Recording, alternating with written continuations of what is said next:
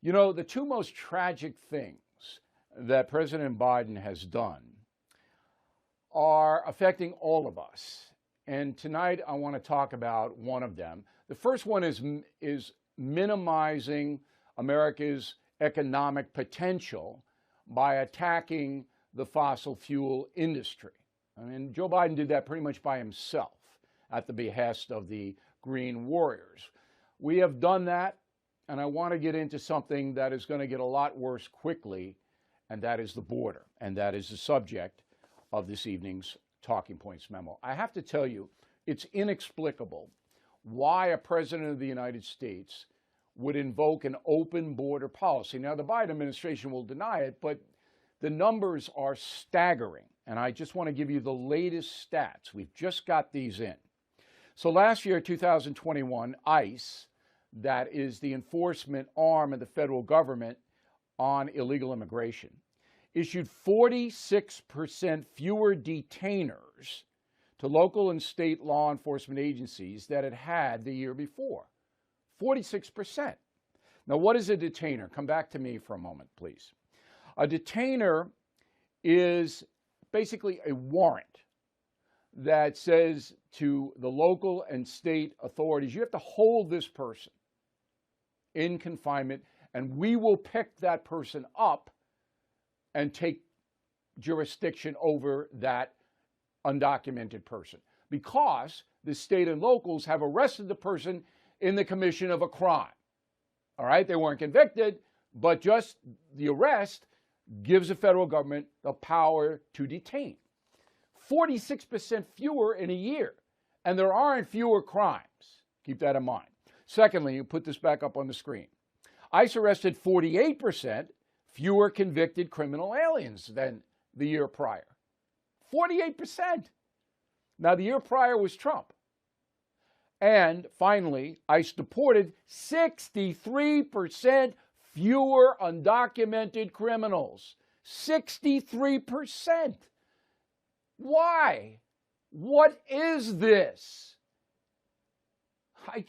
And you can't get an answer from the Department of Homeland Security or the president. Now, you'll remember way back in, let me get the exact date here, July 1st, 2015, 32-year-old Kate Steinle was shot and killed while walking with her father in San Francisco.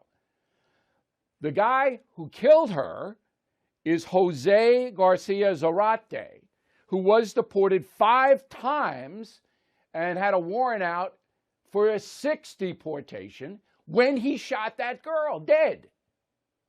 Okay? So I drew up Kate's Law, a journalist, me. I drew it up.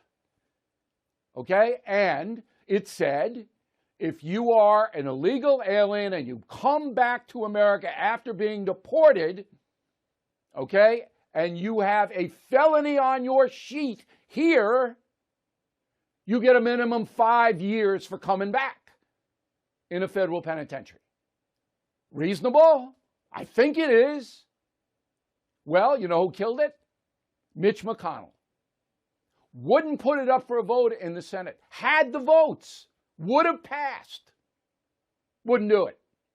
Why? Because I wrote it. He admitted that. Oh, I'm not going to let O'Reilly write legislation. Well, then you write it. You write it then, Mr. McConnell. Now we don't have it. So that you can brutalize people in the United States, be deported on taxpayer money, come back as many times as you want, and you don't get any punishment from the federal government.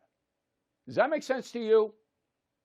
So Biden has put this on steroids, on absolute steroids. And now the Department of Homeland Security tells us this week they're gearing up for another flood of migrants into the USA this spring, and there are 30,000 of them already gathered in Guatemala, about to make the trek up here.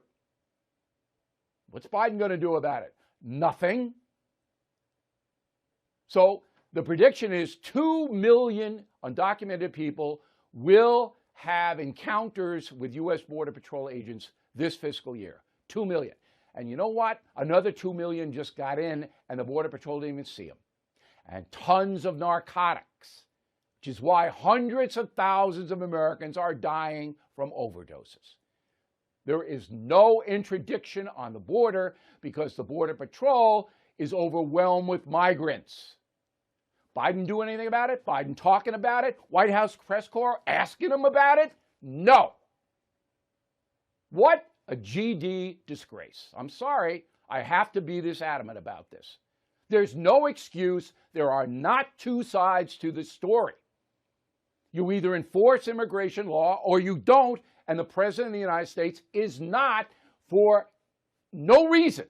He hasn't given a reason.